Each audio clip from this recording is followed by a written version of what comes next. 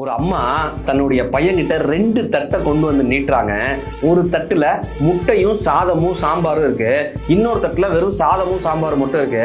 இப்ப இந்த பையன் பாக்குறான், முட்டையோடு இருக்கிற தட்டை எடுத்துக்கிறான். உடனே அவங்க அம்மா அந்த இன்னொரு தட்டுல இருக்கக்கூடிய சாதத்தை விலக்கி பாக்குறாங்க, உள்ள 3 முட்டை இருக்கு. இப்ப இந்த பையனுக்கு ரொம்ப ஏமாற்றம் ஆயிருது.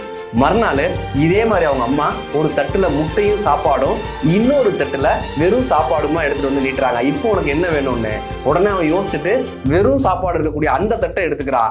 இப்ப அவங்க அம்மா முட்டையோடு இருக்கக்கூடிய அந்த தட்டை எடுத்துக்கிறாங்க. இவன் சாதத்தை விலக்கி பாக்குறான், அதுல முட்டையே இல்ல. இன்னைக்கும் ஏமாற்றமாயிடுறான். 3வது நாள் இதே மாதிரி அவங்க அம்மா ஒரு தட்டுல முட்டையும் சாப்பாடும் இன்னொரு தட்டுல வெறும் சாப்பாடுமா கொண்டு வந்து நீட்டுறாங்க. இப்போ உனக்கு என்ன வேணும்னு கேக்குறாங்க. உடனே அவன் சொல்றான், அம்மா நீ எனக்கு அம்மா, என் மேல அன்பும் அக்கறையும் உள்ளது நீதாம்மா.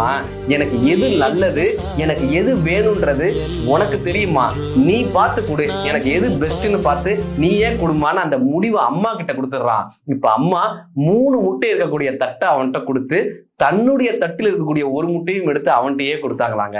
இன்றைக்குமே சில நேரங்களில் நம்முடைய முடிவை நம் மீது அக்கறை கொண்ட நமது அம்மாவிடமோ அப்பாவிடமோ மனைவியிடமோ நண்பர்களிடமோ கொடுத்து விடுவது நல்லது. நம் மீது அக்கறை கொண்டவர்கள் நமக்காக நம்மை விட நல்ல முடிவையே எடுப்பார்கள்.